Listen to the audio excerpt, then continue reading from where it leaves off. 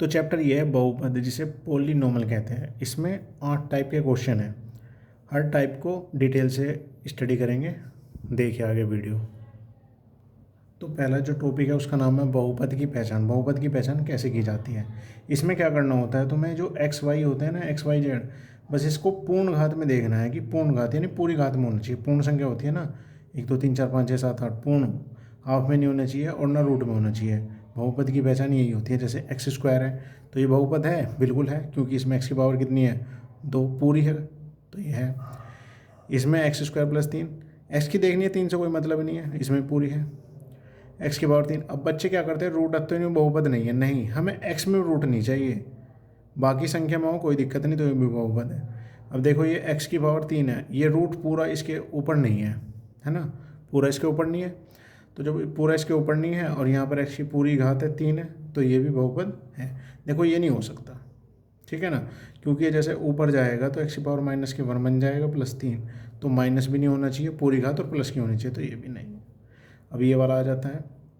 यहाँ पर देखो ये एक्स स्क्वायर अंडर रूट, अब यहाँ पे बच्चे देख लेते हैं कि अंडर रूट में आ रहा है एक्स, तो ये बहुपद नहीं है। देखो यहाँ से कट नहीं गया, स्क्वायर से अंडर रूट कट गया, ठीक है ना। तो ये 3x प्लस 3x कितना आ गया, 6x। यहाँ एक्स की पावर अगर यहाँ कुछ भी नहीं है तो यहाँ 1 होता है, ठीक है, तो यहाँ 1 होता है, तो ये भी बहुपद है। इसमें देखो यहाँ पर एक्स की तो पूरी घात है, लेकिन यहाँ पर एक्स की पूरी घात नहीं, यहाँ पर आधी है, तो ये बहुपद नहीं है। यहाँ पर पूरी है, यहाँ पर नहीं है, अंडर रूट में आ रहा कि बाहर ही नहीं निकल पा रहा है, ये भी नहीं है। और यहाँ पर देखो ये बहुपद है। अब तुम कहोगे यहाँ तो एक्स आ ही नहीं रहा, तो अगर ये ऐसे कोई संख्या आ रही है तो यहाँ पर एक्स की पावर 0 होती है। तुम्हें पता है किसी की पावर 0, एनीथिंग कुछ भी हो, उसकी पावर 0, उसका मान क्या होता है, 1 होता है, ठीक है। तो ये भी क्या है, बहुपद है।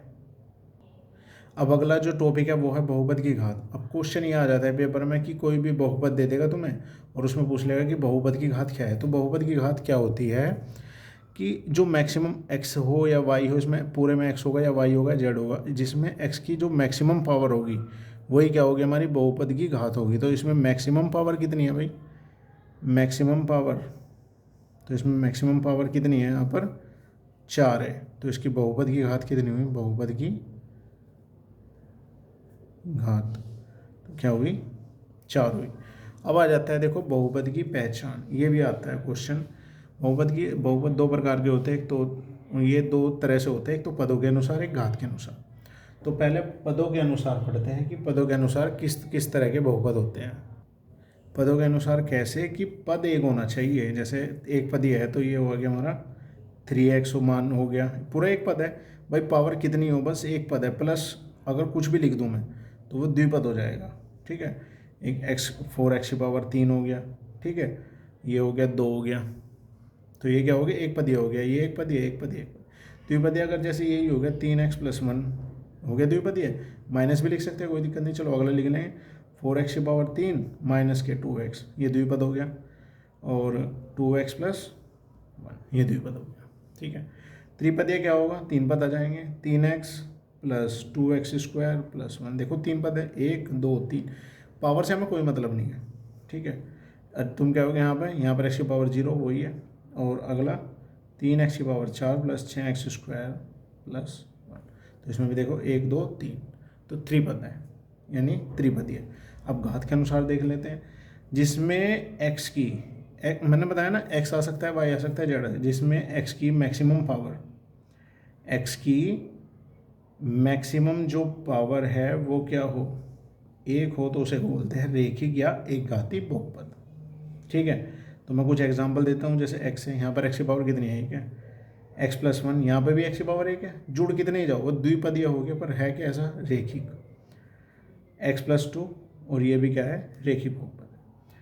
और जहाँ द्विपद किसे बोलते हैं, जहाँ x की मैक्सिमम पावर कितनी हो,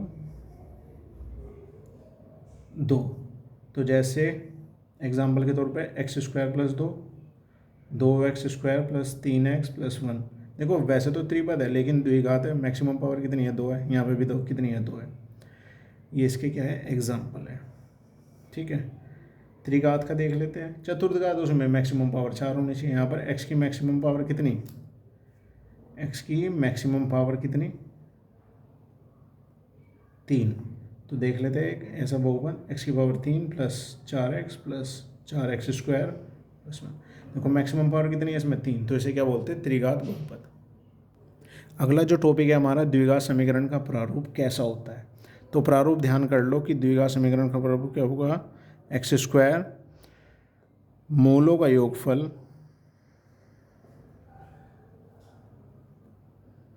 और यहाँ एक्स आ जाएगा प्लस मूलों का गुणनफल, मूलों का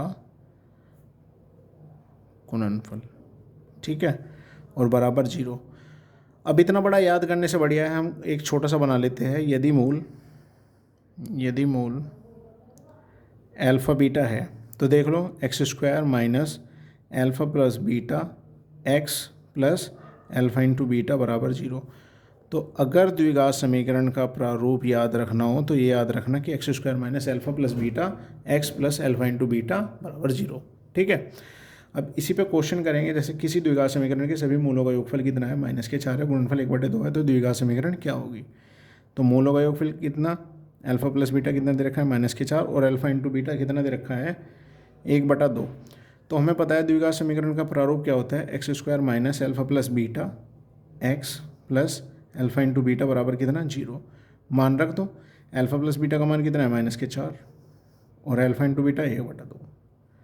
तो एक्स स्क्वायर माइनस माइनस कितना हो गया +4x 1/2। अब इस 2 की सारे में गुना हो जाएंगी बटे बटे 1 करके, भाई सारे कैल्शियम कितना आ गया 2, ये कितना हो गया 2x स्क्वायर, ये 8x + 1 बराबर 0 है। 2 इसकी गुना में आ जाएगा तो क्या आ जाएगा 2x स्क्वायर प्लस 8x + 1 बराबर 0। तो वो द्विघात समीकरण ये होगी जिसके मूलों का योगफल -4 और गुणनफल 1/3 हो, ठीक है। अगला क्वेश्चन है, क्वेश्चन इस तरह से है कि अब कोई द्विघात समीकरण दे के तुमसे मूलों का योगफल और गुणनफल भी तो पूछ सकता है, तो उसे कैसे निकाल लेंगे। तो तुम्हें क्या करना है, सबसे पहले इस जो द्विघात समीकरण दे रखी है इसकी तुलना कर लेनी है। तुलना किससे करनी है, ax square plus bx plus c बराबर 0 से, ठीक है। यहाँ से तुम मान निकालोगे, a का मान 2, b का मान 8 और c का मान 1। चिन्ह सहित निकालना है, अगर यहाँ माइनस का 1 होता तो c का मान -1 होता, ठीक है। अब जो मूलों का योग होता है तो मैं डायरेक्ट लिख लूँ अल्फा प्लस बीटा, तो वो हमारा क्या होता है -b/a, ठीक है। माइनस ऐसा कैसे, b का मान 8 और a का मान 2, 2 से काट दे कितना आ गया -4, ठीक है। और अल्फा इंटू बीटा क्या होता है हमारा c/a, c का मान 1 और a का मान कितना 2, ठीक है। तो मूलों का योगफल कितना हो गया -4 और मूलों का गुणनफल कितना हो गया 1/2। अगला टॉपिक क्या है, गुणनखंड व मूल ज्ञात करना। भाई कोई द्विघात समीकरण दे देगा और तुमसे सीधा मूल भी पूछ लेगा।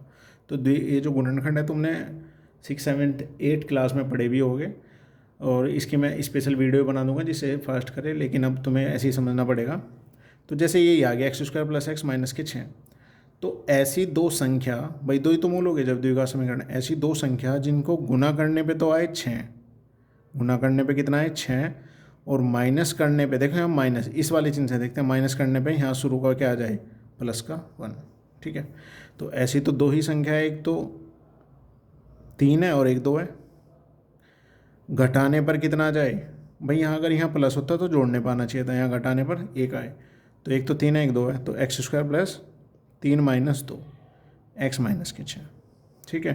तो एक्स स्क्वायर इस एक्स की गुना हो जाएगी 3x माइनस के 2x माइनस के 6, कॉमन क्या आ जाएगा x प्लस 3, यहाँ से कितना आ जाएगा -2x प्लस 3। देखो जब माइनस कॉमन बाहर आ गया तो माइनस का क्या बन जाएगा प्लस, तो एक तो आ गया हमारा x प्लस 3, एक आ गया हमारा x माइनस 2। तो मूल क्या हुए, तो मूल हुए हमारे x प्लस 3 बराबर 0, तो x बराबर -3, एक तो ये हो गया। एक x माइनस 2 बराबर 0, x बराबर कितना आ गया 2, तो एक तो -3 और एक 2, इसके मूल हुए। अगला क्वेश्चन, अब देखो इसमें शुरू में आ गया है ना, इसमें नहीं तो शुरू में, तो इस वाले में क्या कर लेते हैं गुना कर लेते हैं। 6 दूनी कितना आ गया 12, तो ऐसी दो संख्या जिन्हें गुना करने पे तो 12 आए और घटाने पे कितना है 1 आए। तो 4 और 3 ही है, 2x square 4 minus 3 x minus के 6, 2x स्क्वायर प्लस के 4x माइनस के 3x माइनस के 6। कॉमन क्या आ गया, एक तो 2 आएगा भाई, 2 इसमें 4, एक x आ जाएगा, तो x प्लस 2, इसमें से क्या आ जाएगा -3x। अब देखो माइनस कॉमन आ रहा है तो यहाँ प्लस के 3 दूनी 6, x प्लस 2 और 2x माइनस के 3। तो कर लेंगे x प्लस 2 बराबर 0, तो x बराबर -2, एक मूल दे आ गया, और 2x माइनस के 3 बराबर 0, 2x बराबर माइनस के 3 इधर जाएंगे प्लस के x बराबर 3/2, एक मूल ही आ गया। ठीक है ना। अब हम अगला टॉपिक पढ़ेंगे, द्विघात समीकरण के मूलों की प्रकृति कैसे ज्ञात करते हैं। तो तुम्हें एक द्विघात समीकरण दिया जाएगा, तुम्हें उसकी तुलना किससे करनी है, एक द्विघात समीकरण से।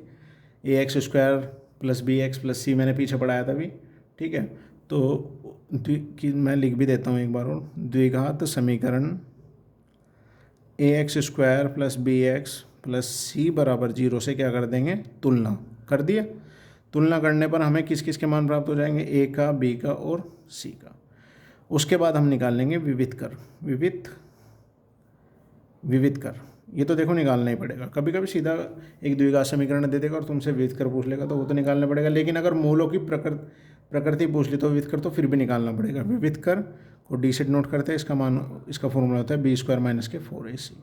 ठीक है, तो यदि d का मान हमारा 0 आ गया, बराबर 0 है, ठीक है, तो हमारे जो मूल हो गए वो कैसे हो गए, वास्तविक हो गए और क्या हो गए, बराबर।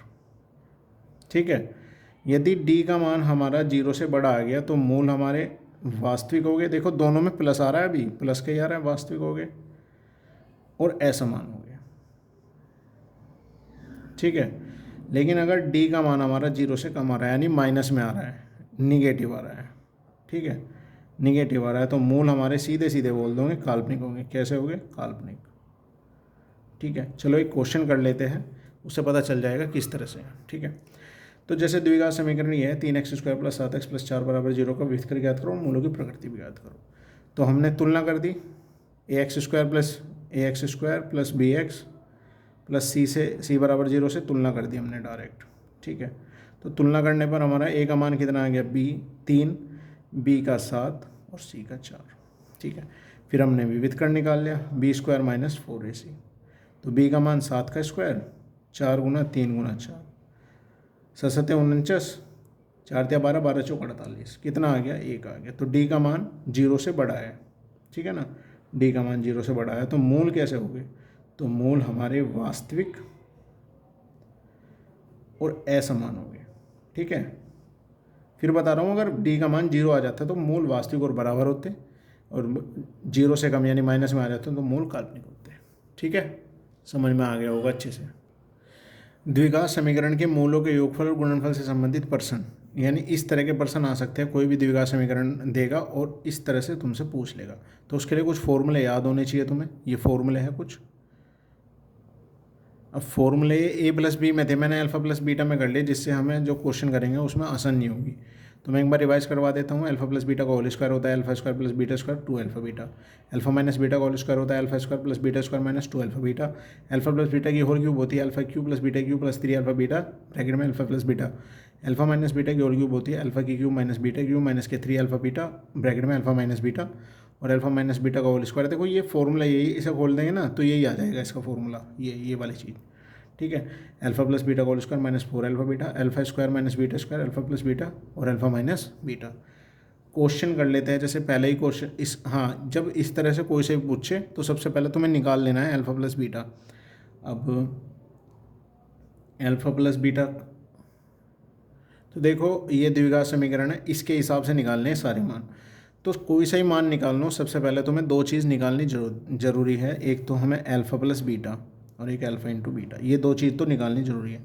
अब निकालने के लिए मैंने तुम्हें बता ही रखा, पहले तुलना कर दो, ax² + bx + c बराबर 0 से तुलना कर दी। a बराबर कितना, 2, b बराबर 4 और c बराबर कितना, -6। अल्फा + बीटा क्या होता है, -b/a, तो -4/2, 2 से कट के माइनस के कितना आ गया, 2। और अल्फा × बीटा होता है c/a, -6/2, 2 से ऐसे काट दे कितना आ गया, -3। यानी अल्फा + बीटा का मान हमारा कितना है, -2, अलग ही लिख लेते हैं। अल्फा + बीटा का मान आ गया हमारा कितना, -2, और अल्फा × बीटा का मान आ गया कितना हमारा, -3।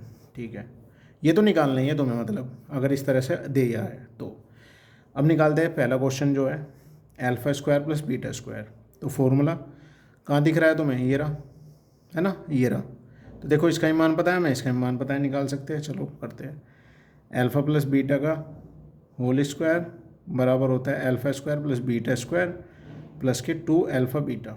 ठीक है, इसका मान दे रखा है -2 का स्क्वायर, ये ऐसे ही रखना है, α² + β² और 2 इंटू अल्फ़ा बीटा माइनस के 3, माइनस के 2 का स्क्वायर कितना हो गया 4 प्लस के 2 तिया, इसे लिख लेते हैं alpha square plus beta square, 2 तिया 6 और माइनस प्लस माइनस 6, ये 6 इधर चला जाएगा तो alpha square plus beta square कितना आ जाएगा 10 आ जाएगा। ठीक है, तो एक मान तो हमारा निकल गया। दूसरा क्वेश्चन है हमारा अल्फ़ा की क्यूब प्लस बीटा की क्यूब का मान क्या होगा, ये वाली चीज़ पूछ रखी है। तो हम सीधा उसका ये आता किस में है, ये किस फॉर्मूले में आता है, इस वाले फॉर्मूले में ही तो आएगा भाई ये। तो इसे लिख लेते हैं अल्फ़ा प्लस बीटा की होल क्यूब, अल्फ़ा की क्यूब प्लस बीटा की क्यूब प्लस 3 अल्फ़ा बीटा और अल्फ़ा प्लस बीटा। देखो इसका मान निकालना है और बाकी के सारों के मान हमें पता है, माइनस के 2 की क्यूब, ठीक है, अल्फ़ा की क्यूब प्लस बीटा की क्यूब प्लस 3 गुना माइनस के 3 और इसका मान कितना है माइनस के 2। ठीक है, ये कितना आ गया माइनस का 8 आ गया भाई, पावर 3 है विषम है तो चिन्ह तो माइनस का ही आएगा। ठीक है, अगर प्लस का होता तो प्लस ही आता। ठीक है, अगर सम होती है तो प्लस आ जाता है, alpha cube plus beta cube, minus minus plus हो जाएगा, 3 3 9 9 दूनी 18। ठीक है, 18 क्या चला जाएगा इधर चला जाएगा, alpha cube plus beta cube तो माइनस के 8, जब इधर आया है ये माइनस का हो गया, कितना हो गया माइनस के 26। तो अल्फ़ा की क्यूब प्लस बीटा की क्यूब बराबर कितना आ गया माइनस के 26 आंसर। ठीक है, तीसरा क्वेश्चन भी करेंगे अल्फ़ा की क्यूब माइनस के बीटा की क्यूब। तो ये किस में आ रहा है, इस वाले फॉर्मूले में आ रहा है, देखो दिख रहा है सीधा सीधा। तो मैं फॉर्मूला लिख के डायरेक्ट लिख दूँ, नहीं फॉर्मूला लिखेंगे अल्फ़ा माइनस बीटा की होल क्यूब बराबर अल्फ़ा क्यूब माइनस बीटा की क्यूब माइनस के 3 अल्फ़ा बीटा और अल्फ़ा माइनस बीटा। चलो मान रख दो जल्दी। अब अल्फ़ा माइनस बीटा का मान तो हमें पता नहीं पता ना। ठीक है, इसे बाद में करेंगे, इससे पहले को अल्फ़ा माइनस बीटा का ही मान निकाल लेंगे। ठीक है, चौथे क्वेश्चन में वही दे रखा है, अल्फ़ा माइनस बीटा का मान ही पूछ रहा है। तो अल्फ़ा माइनस बीटा का मान देखो यहाँ से निकल जाएगा। तो अल्फ़ा माइनस बीटा का होल स्क्वायर बराबर अल्फ़ा प्लस बीटा का होल स्क्वायर माइनस के 4 अल्फ़ा बीटा रख दो, माइनस के 2 का स्क्वायर माइनस के 4 गुना माइनस के 3, अल्फ़ा बीटा का मान 4 4 तिया 12, कितना हो गया 16। तो अल्फ़ा माइनस बीटा का स्क्वायर बराबर 16, तो alpha minus beta under root में 16, यानी अल्फ़ा माइनस बीटा का मान कितना आ गया 4।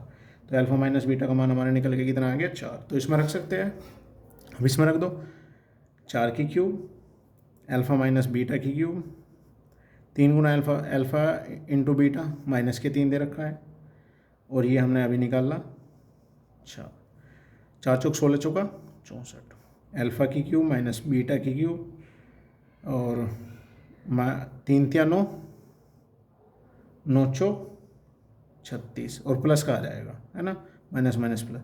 तो अल्फ़ा क्यूब माइनस बीटा की क्यूब और 64, ये 36 इधर चला जाएगा माइनस के 36, यानी अल्फ़ा क्यूब माइनस बीटा की क्यूब बराबर कितना आ गया हमारा 28 आंसर है। ठीक है, समझ में आ रहा है ना अच्छे से। अब जो ये चौथा हो गया। पांचवा क्वेश्चन हमारा क्या कहता है, alpha square beta plus beta square alpha, इसका मान निकालना है।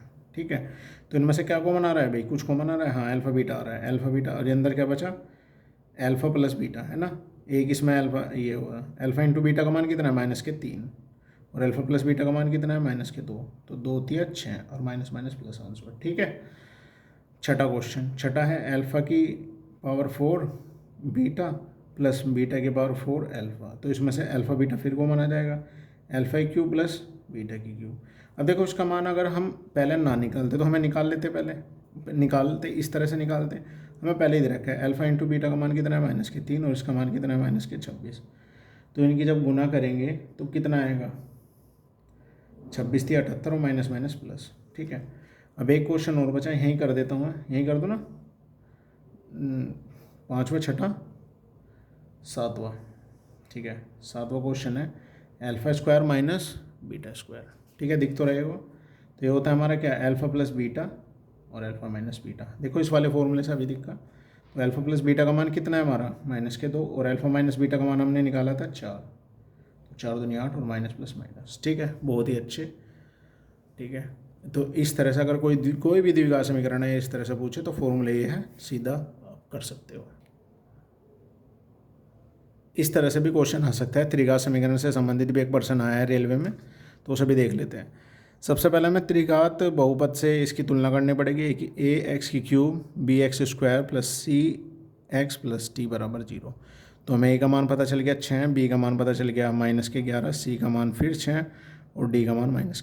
ठीक है, तो जब त्रिघात समीकरण होती है, ये जो है त्रिघात समीकरण, तो इसमें कुछ अलग रूल होते हैं, वो देख लेते हैं। अगर इसका अल्फ़ा बीटा मतलब मूलों का जो हो गया 3 मूल है, 3 मूल हो गए भाई, सीधी सी बात है, त्रिघात है तो अल्फ़ा बीटा गामा ये दे ही रखे हैं, देखो इसमें दे ही रखे हैं। ठीक है, तो कोई सा भी अगर कुछ भी पूछे पहले तीनों चीज़ निकाल लेना, देखना कैसे। Alpha plus beta plus gamma वो होता है -b/a। ठीक है, वो तो बिल्कुल इसी की तरह है। Alpha beta, beta gamma, gamma alpha, ये होता है हमारा c/a। ये तो बिल्कुल दोनों सेम हो गए, मूलों का योगफल मूलों का गुणनफल। ठीक है, लेकिन इसमें गुना इस तरह से है, alpha beta, beta gamma, gamma alpha. ठीक है, एक है अल्फ़ा बीटा और गामा, ये होता है -d/a। तो कोई हार्ड नहीं है, याद करना भी आसान है। ठीक है, तो चलो रखते हैं -b का मान -11/6, तो ये हो गया 11/6। ठीक है, प्लस के हो गया c/a 6/6, 6 से 6 कट गया 1 आ गया, d/a -1/6, 1/6 आ गया। ठीक है, तो ये कह रहा है कि इस तरह से सिग्मा अल्फ़ा स्क्वायर बीटा का मान ज्ञात करो। ठीक है, तो सिग्मा का मान क्या होता है, इसी के तरह बिल्कुल जैसे अल्फ़ा स्क्वायर बीटा और गामा, अब के बीटा स्क्वायर गामा अल्फ़ा और अब के गामा स्क्वायर अल्फ़ा बीटा, इस तरह से पूछ रहा है। ये कंफ्यूज करने के लिए था। ठीक है, तो इसमें से क्या कॉमन आ गया, अल्फ़ा बीटा गामा, अंदर क्या बचा अल्फ़ा, भाई यहाँ से एक अल्फ़ा बचा, यहाँ से एक बीटा बचा, यहाँ से एक गामा बचा। इसका मान कितना अभी निकाला हमने, ये रहा 1/6, और इसका मान अभी निकाला हमने कितना 11/6। तो 11 कम 11, 6 चंग 36। ठीक है, ये आंसर हो। ये चैप्टर तुम्हारा बहुत अच्छे से कंप्लीट हो गया। ठीक है, इसके क्वेश्चन तुम्हें मिल जाएंगे, PDF फॉर्म में मिल जाएंगे टेलीग्राम चैनल पर। ठीक है, ओके, थैंक यू, लगे रहो तैयारी में।